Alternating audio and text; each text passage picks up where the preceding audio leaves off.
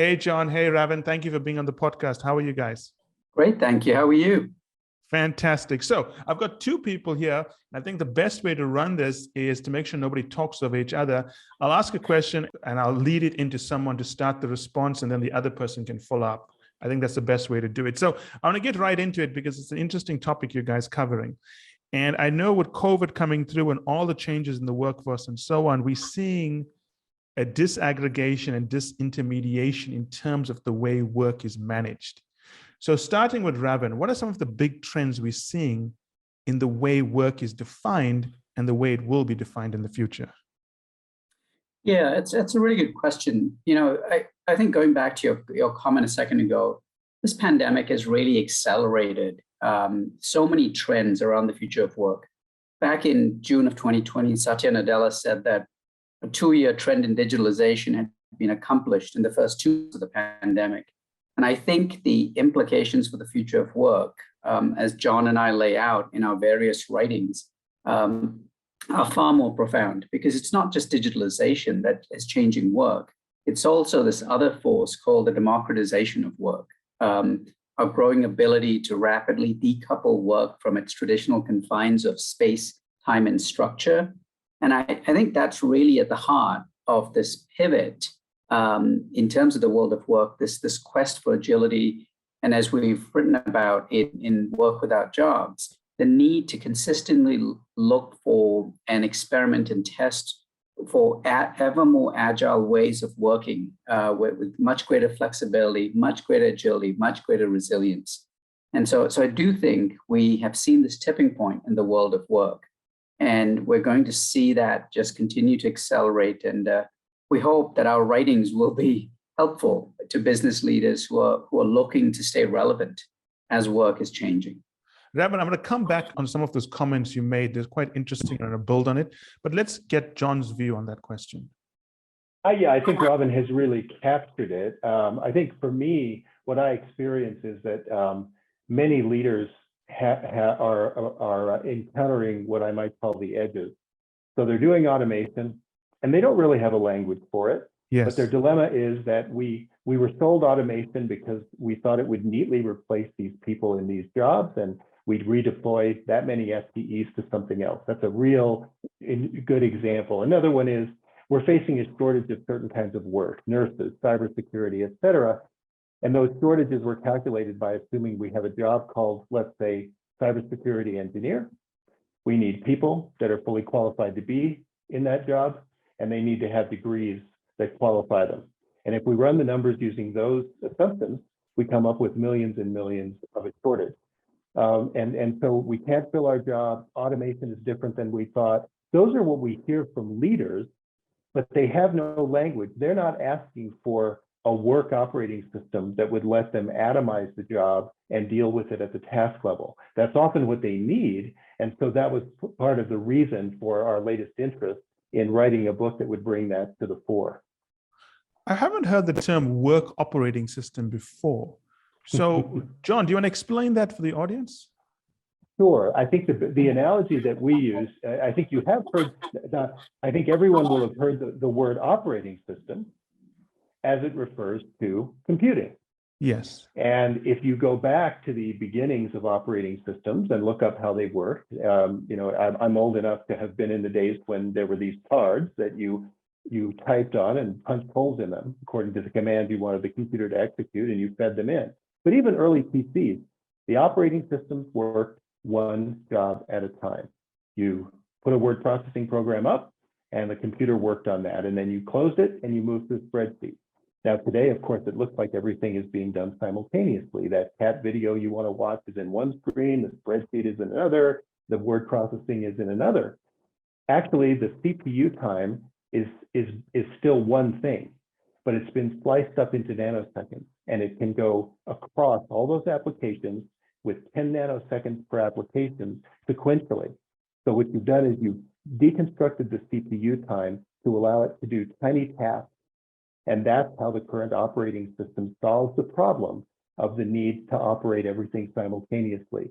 So we propose the analogy that the traditional work operating system has one job at a time, filled by a job holder with a degree, all in chunks.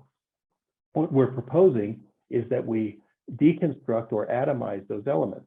Jobs look more like their component tasks and projects. Workers look more like their full array of capabilities, and degrees of learning looks more like individual credentials.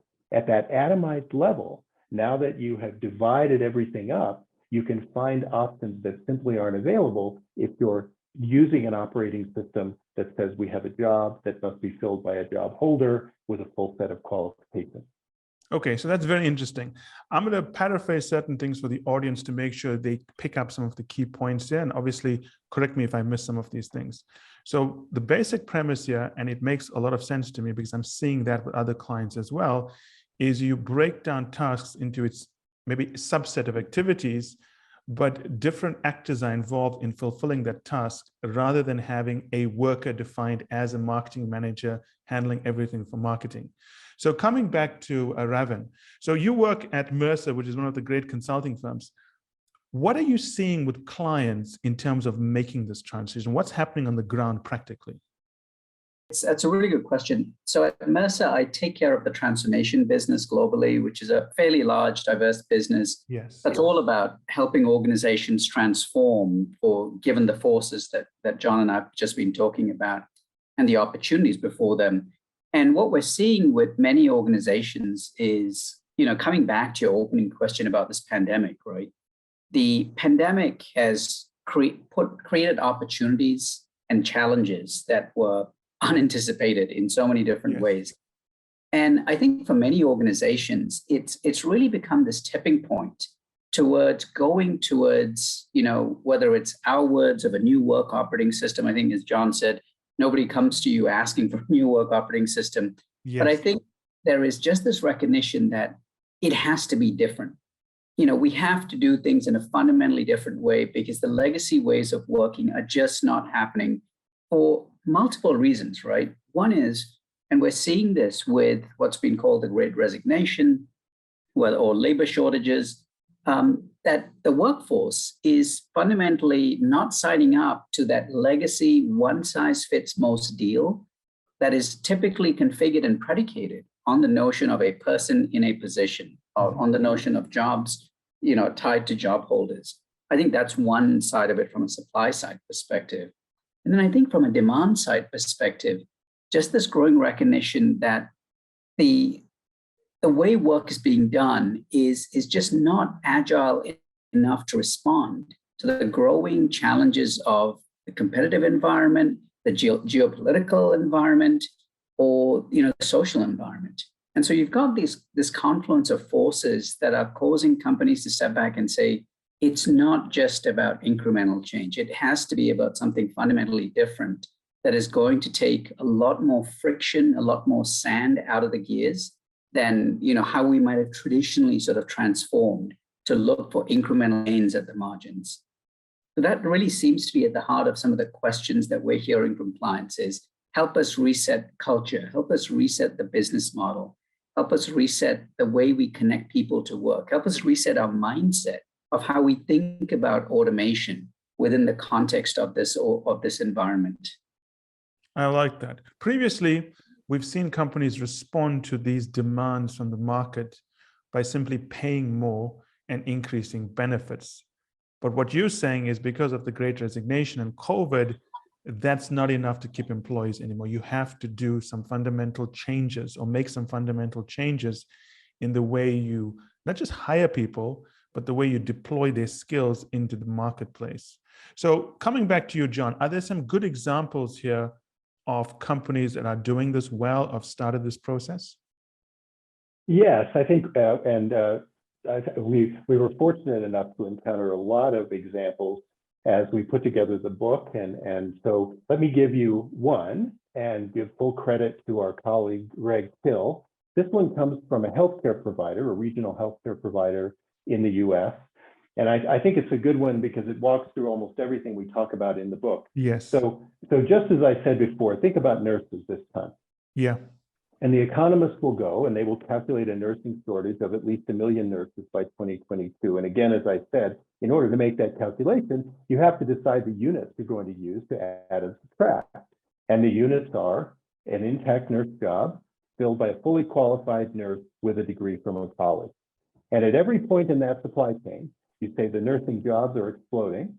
The number of college graduates is not nearly sufficient to fill them. And so we will not have enough of these humans called nurses ready to fill those jobs. That's how you get the million shortage. Yes. You see what I mean?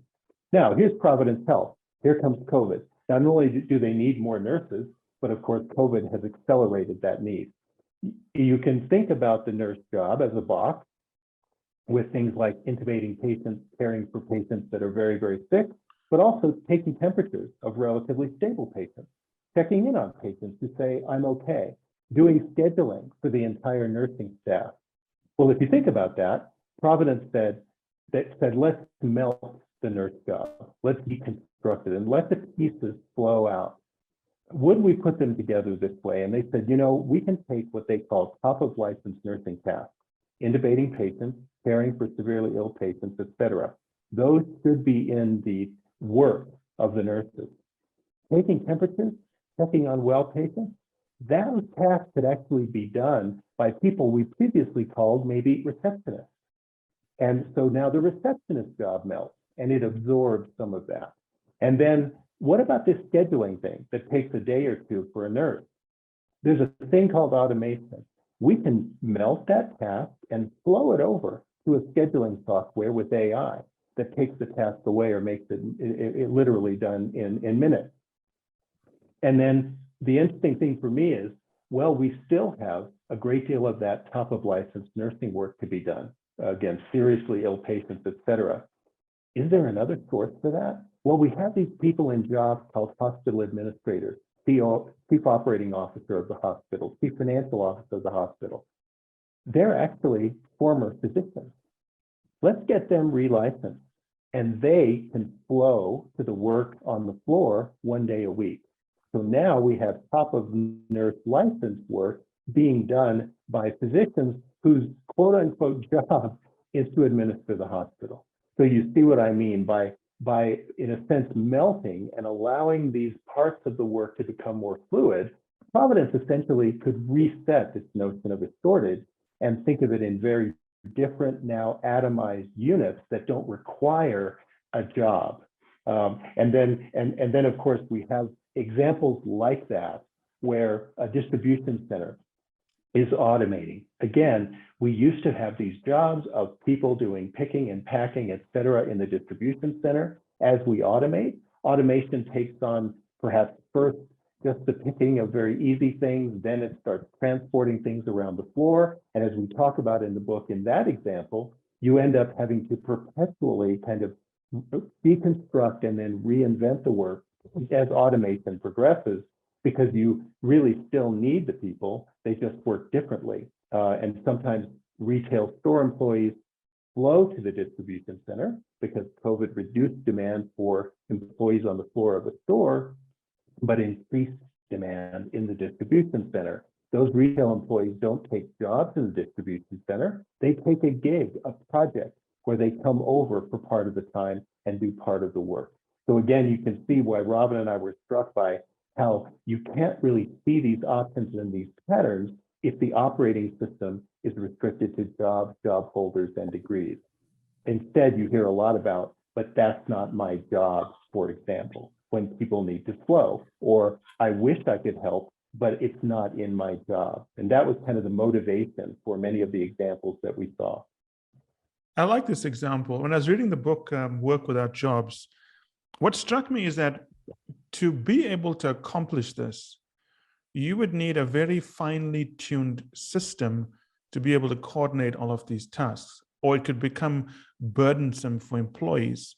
So coming back to you, Ravin, one of the challenges I see with this process, while it makes sense and it is the future, what are some of the challenges companies would face in rolling this out so they don't burden employees? Because if it's badly managed, you have employees who are, in a sense, multitasking and don't know where the limit is. Because I think one of the challenges with COVID is people ended up working far longer hours than they were expected to be working because they were at home and there was no boundaries.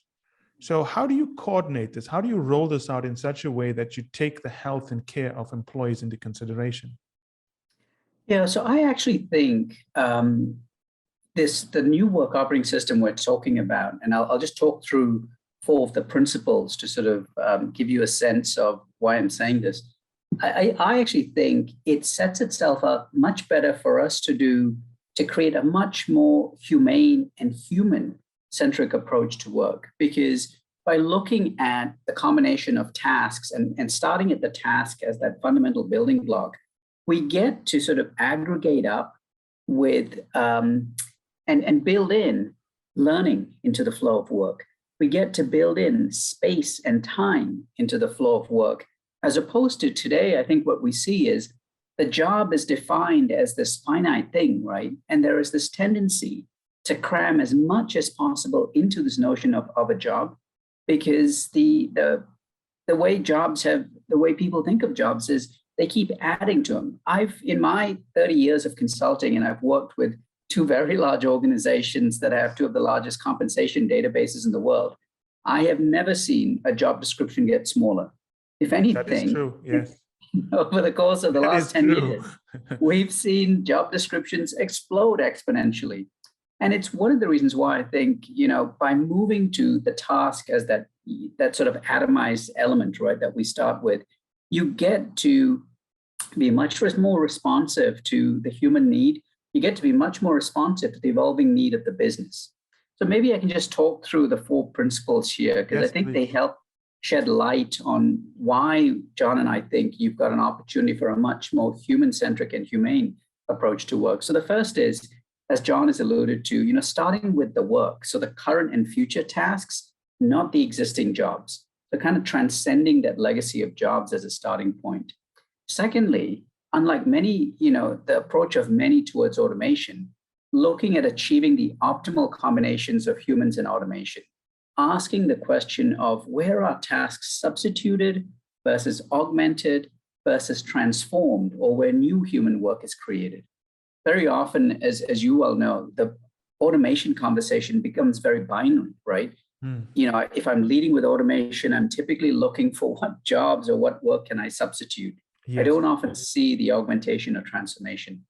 The third dimension, or the third principle, is considering the full array of human work engagements. And John put it beautifully when he described the work of nurses at Providence, when he talked about the talent in the retail organization, which is our case study. But where does employment make the most sense? Where does gig talent make the most sense? Where do freelancers or alliances or more agile ways of working make sense? Yes. As we've seen the internal marketplace become a really hot topic. What's the work that best lends itself to be done in those marketplaces? And Ravin, if I might, let me just build on that point, because I think it's important. We talked about how automation doesn't neatly replace people in jobs. And actually, this is now 2 books ago, what Ravin and David Krillman and I found was we couldn't really see the patterns of non-employment work. So a gig worker often does a project, not an entire job.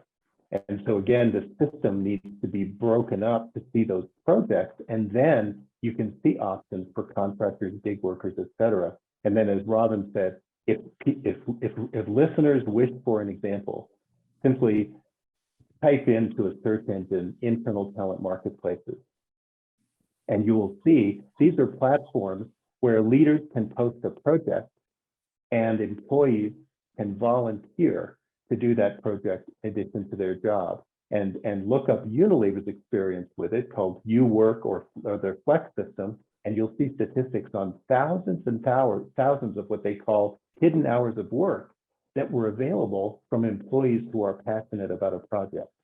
But it can only happen if you can post the project, not the job. I like that. That's a very good example. It makes it very clear. Thank you. Do you want to And then continue a with fourth principle, Ravin? Yep. Yes. Excuse me. Yeah, and I'll just wrap up with the fourth principle, which is, and John has kind of touched on this with the marketplace, but thinking about how do we allow talent to flow to work versus only being limited to fixed traditional jobs. So how do we increase the agility with which talent is being connected to work?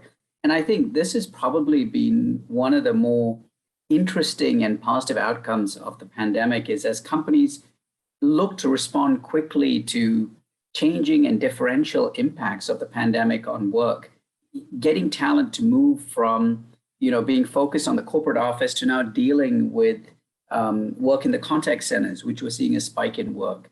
We saw companies thinking beyond themselves. In Germany, we had McDonald's sharing its talent with Aldi, talent with similar customer service type skills. So we think these four elements or these four principles are really foundational to this new world of work. And as we show in the book, the benefits, not just to the organization in terms of speed, agility, reduced time to productivity, higher levels of productivity, but also where you started with this question of how do we ensure that we're building a more human and humane way of working? I like that. I want to build on what you said, Ravin, with a follow-up question, then I'll get John's view on this. So when I was a consulting partner, the big shift was outsourcing to lower labor costs.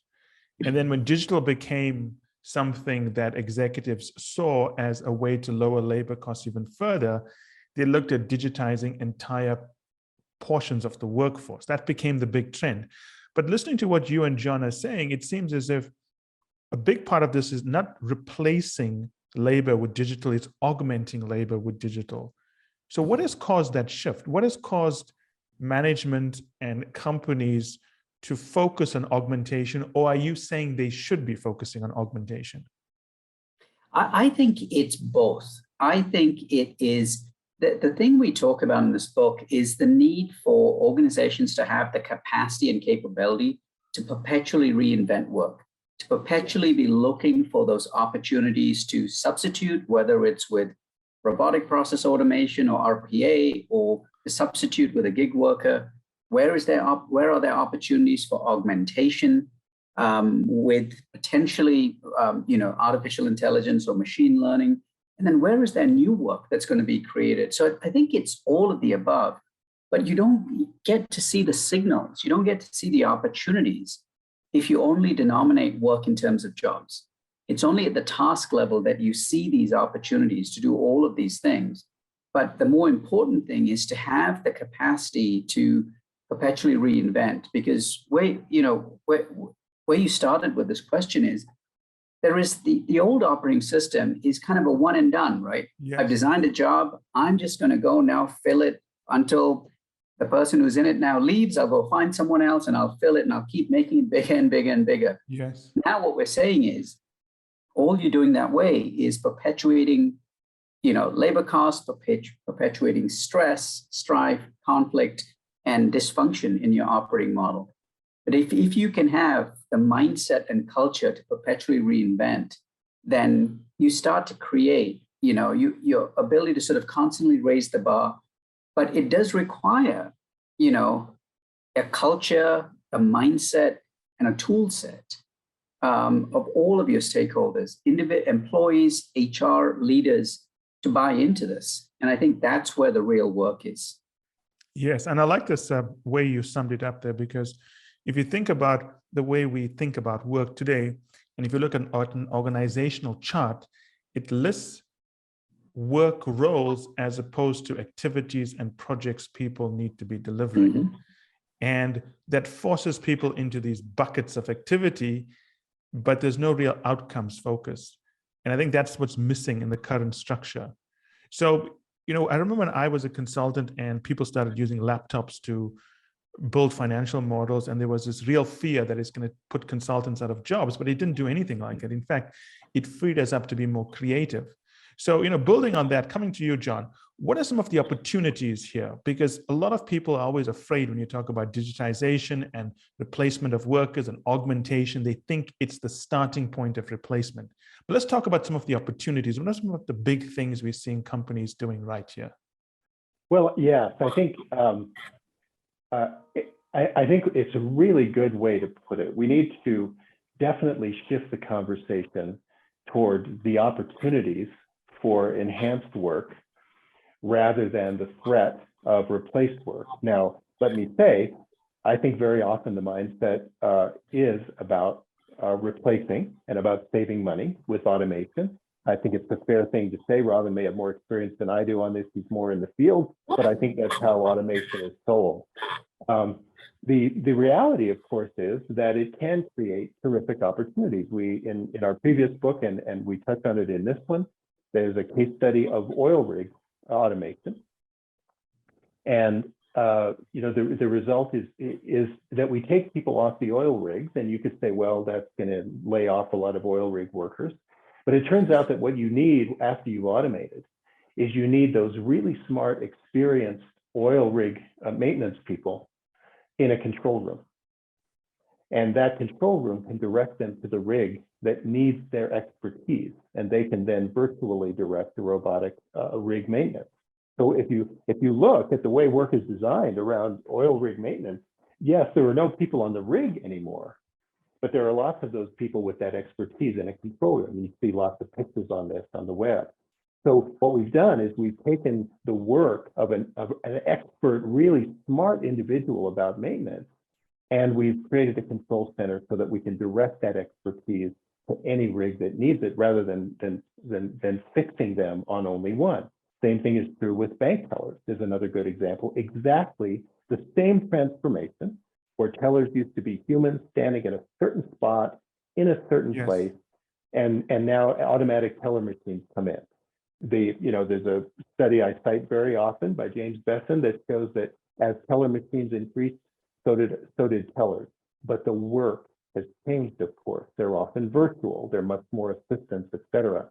So I think Ravin put it well. Yes, at the task level, automation can certainly replace humans. We don't really need that many people handing out tasks anymore with automatic teller machines. But it also has the chance to augment what they did before, make it faster and more accurate, or to really reinvent the work so that they're in partnership with something like AI, et cetera. And again, I think what we continue to discover is that an operating system based on a job called a teller, and the question of how many tellers will a teller machine replace, that operating system simply can't reveal what happens. It can't explain what really happens. For that, we need some kind of new denomination. I like this example. And for people thinking about this example, you just have to step back and look at the broad macro trends here. Banks have ended up hiring more people despite automation in the United States. So we always worry about jobs being lost, but we must remember we're freeing up capital to be redeployed to create more jobs where they are needed. So coming back to you, Ravin, one of the things I've noticed is that we've been through this before. We've been through the Industrial Revolution. We've been through the arrival of IT in the United States. And while there's always uncertainty, things always work out better because we're deploying capital in a better way. So why are so many executives afraid today when history shows us we'll manage this well? Yeah, that's a really, really good question. I think it's because there is always going to be sort of that unknown, right? And you're right, we've gone through 3 industrial revolutions. In each one, as we've all seen and read, despite all of the foretelling of doom that jobs were going to disappear, we found a way to create new work for humans. I think the big variable here, the big unknown, is AI and the power of AI. There is this belief that we are that general purpose artificial intelligence will soon be there, and that will replace lots and lots of work. And I think it's that lack of understanding about AI and its true progression that is at the heart of so much angst and concern. Because yes, we've certainly seen, right, in the last 10 to 20 years, AI significantly accelerated because it's got now for the first time, even though it's been with us since the late 50s, for the first time, we have the infrastructure, the data generating assets to be able to power AI. But we are a long, long way from any form of general purpose artificial intelligence. And as we're seeing now, even with, driverless cars, which are probably one of the more developed aspects of AI, we are nowhere near having widespread deployment. And it's going to be a long time, but it's that very human reaction, right? That we've seen this with all types of technology. We overestimate the impact in the near term, but we underestimate the pervasiveness over the long term, i.e. how it sort of spreads out across different industries. And that, I think, is probably what's going to be quite interesting to watch, 20 years, 25, 30 years from now. How pervasive are some of these aspects, not from a general purpose perspective, but in terms of unique bespoke dimensions that get applied to very focused bodies of work. And I think we also underestimate human capacity to adjust, absolutely simulate, right.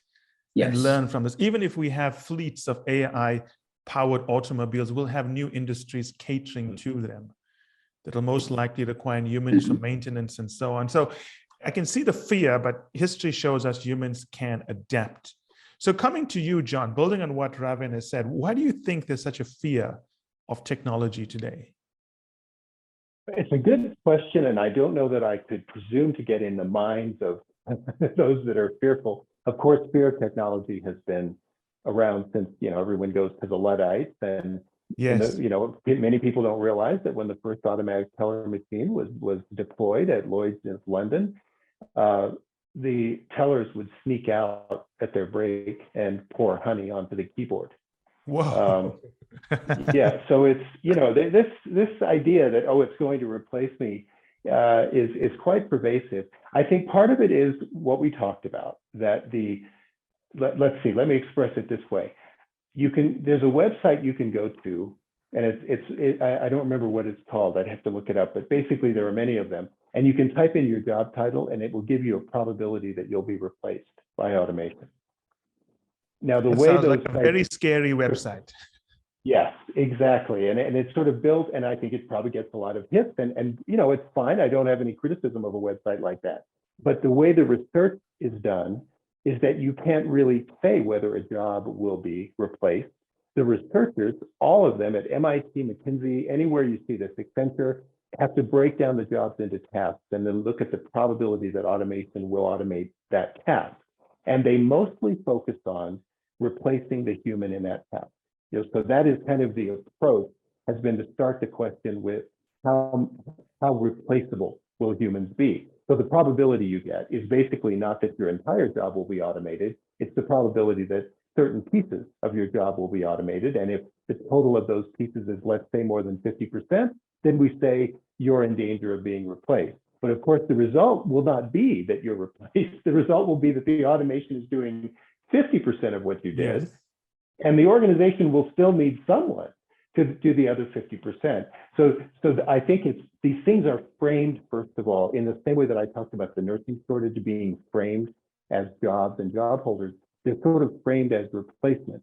And the other thing is, and this is pretty fundamental, in fact, I have a colleague, Ben Snyder, that I'm working on, we developed a diagnostic about what we call work automation climate.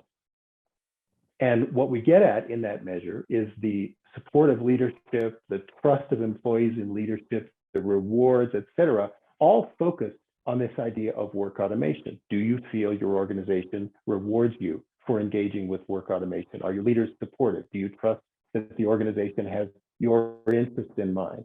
And so I think it's also that the organization cultures need to shift to the idea of creating opportunities with automation. That doesn't mean nothing will be replaced, but I'm hoping to see very soon, I've said this to almost every leadership group I've talked to, I'm waiting for a company to step up and say, we will automate only as quickly as we can prepare our workers. Because I think that the payoff, you see what I mean? Rather than, I think an organization that does that will end up with workers who are enthusiastic and partners in the automation, even if it takes longer. And they will win over companies that automated fast by replacing their workers. Because the combination of humans and automation with an enthusiastic and engaged group, this is why Ben Snyder and I are developing this work automation climate index, if that, I think, is a more powerful combination than automating faster, but not considering the work implications, not considering the combination of people and work automation. So building on that, coming back to you, Ravin, one of the things we've seen is that a common theme in your work is that it's about taking the work and breaking down into its constituent tasks and figuring out which parts can be and should be automated and digitized to make the work be done better and so on. And I think one of the things that's missed in this whole conversation, not with us, but I think in the general conversation in the media, is that if you look at the Industrial Revolution, when Britain was automating and building machines to do weaving and so on, tasks then were quite simple. So you could remove a human from it and bring in a machine to till the land. But today, tasks are quite complicated. It's not that easy to simply automate the entire task because it's made up of complicated little steps. So building on that question, how would a CEO explain what he's trying to do or she's trying to do to employees, the board, and so on? Because it looks like it's a complicated conversation to have. It's many nuances here. Yeah, I think you're right. It's a complicated conversation to have, but it starts, at the level of how do we create a mindset and a culture that we are going to perpetually reinvent work. And that, I think, is the first roadblock to be crossed, or the first obstacle or hurdle to be crossed, because in most organizations, it's we have jobs, we organize jobs in this structure, and this is how we get work done. And so I think you need to create a mindset that breaks from that to say, we are going to perpetually reinvent work. And we are going to create a mindset. We're going to create a culture. I love John's point about automating at the speed of, at which we can keep our people relevant, right? I think is an incredibly powerful point, because that's the only way you get buy-in, right? So you want to perpetually reinvent. Well, if you want to perpetually reinvent, you have to ensure that you're going to keep me relevant as you reinvent. Now, relevant doesn't mean I'm going to stay with you forever, right? Or you're going to keep upskilling me forever. I had a client once reframe their value proposition as, we will develop you for opportunity, either within or without. And that's one of the reasons why we had the Unilever case study in the book. We've had the privilege of working with Unilever over the years, and to help develop their framework for the future of work. And it's very explicit about employees and managers having these future fit conversations and ensuring that the mindset, our business is going to perpetually change. We're going to need to perpetually reinvent our operating model and our jobs. And you're going to need to perpetually keep reinventing yourself with our support to stay relevant, either for the job you're in today, for a different job, or for another organization. So I think it starts with mindset. And then I think it needs to cascade down into the tool set of what are the tools that are going to equip managers and employees to continuously deconstruct workflows and jobs, and continuously ask the questions of, is there a better way of doing this? What's the role of automation? Where do we tap into non-employee pools of talent, et cetera? And then the discipline to keep reconstructing new and different and better jobs, as opposed to today, some might say the easy out is to say, well, hey, John, you've got these 30 tasks on your job. Here's 2 more, because we need to get it done, and we're just going to stick it on you to go figure out how to do it. You've said something very profound here, which I want to pull out for the audience. Often when we talk about business, we talk about companies constantly innovating when it comes to service delivery, when it comes to products, when it comes to the way they manage R&D and so on. But it's very rare when someone says we have to think about work as something that we are constantly changing to improve. It's not a static concept. That's, I think, an important point. But I want to just shift gears a little bit here. When we talk about work changing and so on, we tend to have a mindset that it just applies to a company, but it also has geopolitical implications. I mean, I can imagine a country like Germany being very, very concerned when you consider that a big portion of its industrial base is automotive manufacturing. And currently it's combustion engine led, which hires more people, needs more people. And as they shift towards electric cars, they're going to have to find ways to reskill a big chunk of their labor force, which will no longer be employed. So let's talk about that a little bit, because it has geopolitical implications. It's not just about companies, is it? Yes, no, that's exactly right. And in fact, in Work With Our Jobs, the back end of our book is really about the broader social implications. And the good news is that many organizations, right, like the World Economic Forum, the OECD, are actively thinking about this, have created forums to help address this. We talked about the work that I'm involved with, and I've had the privilege of being involved with a number of automakers as well as oil and gas companies. And one of the most significant challenges is, how do we deal with stranded assets, right, as we go through this transition? And not just stranded assets in terms of an oil rig, but now it's decades of investment in human talent that have been paid, lots and lots of sums of money for work that is now going to disappear in the next, 3 to 5 to 10 years. And that's a really significant concern. But I think it goes back to what John said, right? You as a business leader, you have the obligation to ensure that your accountability to the workforce on the transition is as present and as evident as your accountability to the shareholder and to society at large, right? As we go through this transition. Yes. And it's obviously a heck of a lot easier said than done, but the World Economic Forum is about to put out in April a document on standards for good work. And I'm really pleased with what they're going to talk about, but equally, I'm really pleased with the title of the report, because it's not about good jobs. It's really about how do we create the conditions for good work. I like that. Jobs versus work. It seems very similar, but it's a profound difference. Coming back to you, John, I was speaking to a senior government official who works on the President's Advisory Council in Philippines. And they were telling me that COVID was a massive shock for them, because the Philippines is a country that has a tradition of sending out workers to serve as nannies, caregivers, and so on around the world. And a big chunk of remittances comes back into Philippines in the form of wages sent back to families in the Philippines.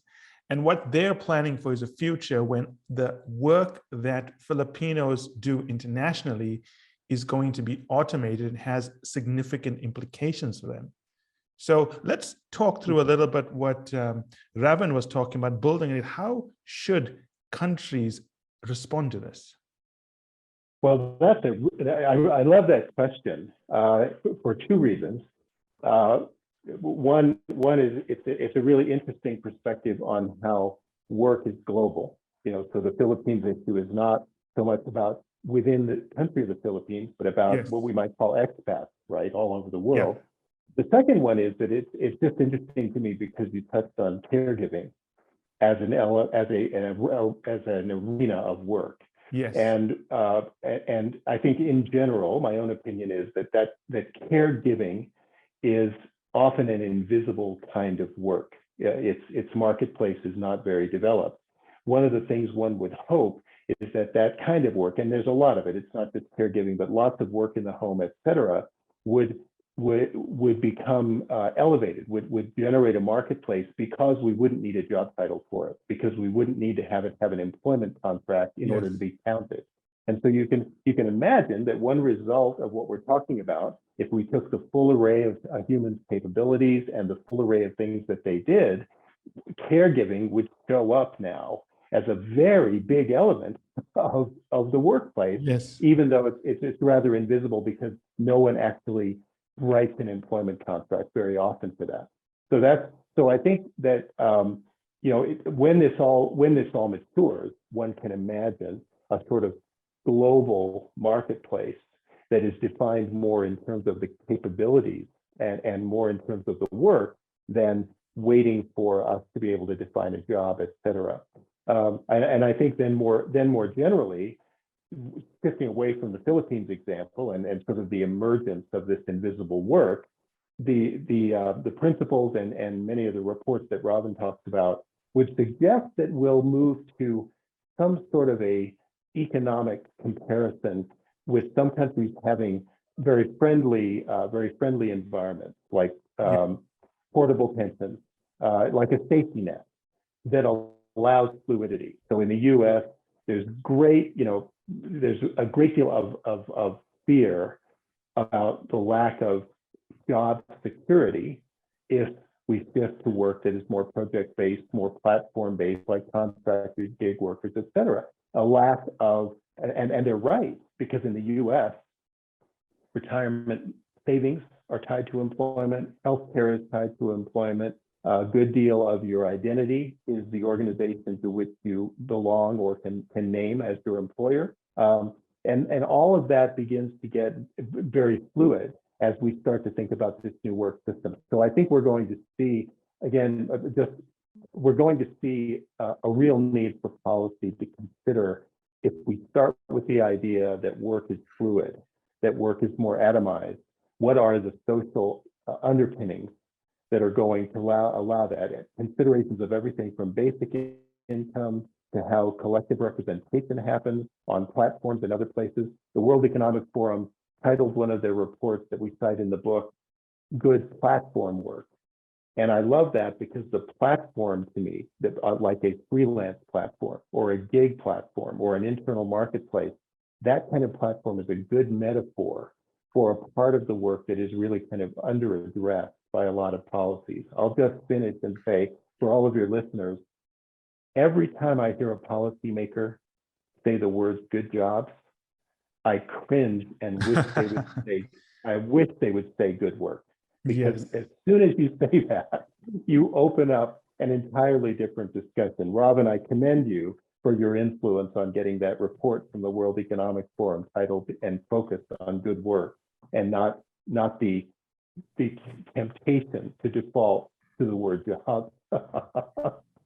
Yes, it's a very good point. Ravin, do you mind if I just lead into a very important distinction here I want to make? And I also want to sort of begin wrapping up, but it seems quite profound here, because when we think about this, right, we've been having a discussion about employees. We've been having a discussion now about the global implications, geopolitics, and so on. And John, you raised a very good point about portable pensions, because I was actually speaking to a government official in Estonia, where they are actually thinking about portable pensions, because that's the only way they can compete, they believe, because the workforce is going to be so global, moving across the EU. So what I'm thinking about here is that while we've been talking about workers and employees and so on, if we go down this route, and I agree, this distinction between jobs and work is something I haven't heard before, but it makes a lot of sense to me. So I must, commend both you guys for making this point and doing your best to drive it into the business community. But the implications are quite significant, because it would require an overhaul of the entire educational system. So it's not just that employers and employees need to change, it's the institutional systems that need to change to support this as well. Well, that's right. Ravin, if I can, I'll just take a quick shot at this. In simple terms, as I present this to groups and policymakers and others, there's this level of the work, and we atomize jobs into tasks and projects. There's this level of the worker, and we atomize a job holder into their capabilities, and we consider not just the ones applied to that job, but the full array of those capabilities. And then a third layer, we're calling learning, is the word that I like, and that is traditionally indicated by a degree or a credential. So there's a complete basket of things that must be completed. If you don't complete your full 4-year degree, it's a 0-1 split. You are either a nursing degree or not a nursing degree. Yeah, you absolutely. Either got and so same at the education level. Well, what if we atomize that? What are the classes that make up a degree? What are the experiences? And indeed, you see the education systems in many countries, and I'm most familiar with the United States. Some of the more vocational colleges have coined the term stackable credentials. And what they envision is that you'll take 2 or 3 classes, and that will become a credential for you to go work in a certain way. That work will give you credit for the learning you do there, and then you'll return to the school and you'll do some more classes, and those will stack up onto more credentials, no degree yet, but and then you'll go work. And over the course of those kinds of permeable movements between school and work, you're being tracked to eventually get what would be the equivalent of a degree. One more example in cybersecurity, Ginny Rometty, former CEO of IBM, has a group called 110, and she is making all kinds of speeches saying, we will not solve the cybersecurity shortage by waiting for cybersecurity degrees. She says companies are over-specifying their jobs. Yes. Hire the person who's 60% qualified, get them working that 60%, and then develop them on the other 40, rather than the traditional system of, if you're only 60%, that's an unqualified check mark, go back and get the rest of the qualifications before we consider you for this job. So you can see this atomization, this melting, even at the education level. Yes, it has profound implications. Thank you so much for that point, John. As we wrap up, Ravin, is there anything you want to add on this discussion about the implications for the educational systems to support this change? Yeah, just two quick comments. John, I appreciate you commending me on the change in the World Economic Forum's verbiage, but I think they deserve the credit for that. I've just been privileged to have worked with them. But I do, on this point about learning, I think what the Singapore government is doing, I think, is really instructive. It's something that many have talked about, that the answer to, the learning dimension of the future of work is really kind of a three-party point of engagement, right? Government, academia, and business. And, yes. And I do think what Singapore has done with Skills Future, with ensuring that companies have got an incentive to keep upskilling their workforces, employees have got the space and the motivation to do that. You've got access, unfettered and frictionless access to the learning resources from academia, and government kind of playing that intermediary role, as well as playing a bit of a signaling role. I think, that to me is a really sustainable way of doing this. And I do hope, and we've seen some of that in Denmark, for example, but I do hope in Western Europe and in the United States, we can see a bit more of that sort of collaboration. Yes, it's interesting to me how we started off the discussion about the changing nature of work, but when you actually drill down into the implications, it's much bigger than work. It's a change in the way society is actually going to be managed. When I always look at ideas that have staying power because they are, fundamental, you always have to look at whether it's going to have a cascading effect across society. And I think this concept does that. So I want to thank both of you for being on the show. I actually enjoyed that conversation immensely. And I think our audience is going to like it as well. So thank you so much. Oh, thank you very much. So we'll wrap up here and we'll be in touch. And I look forward to speaking to you both in the future.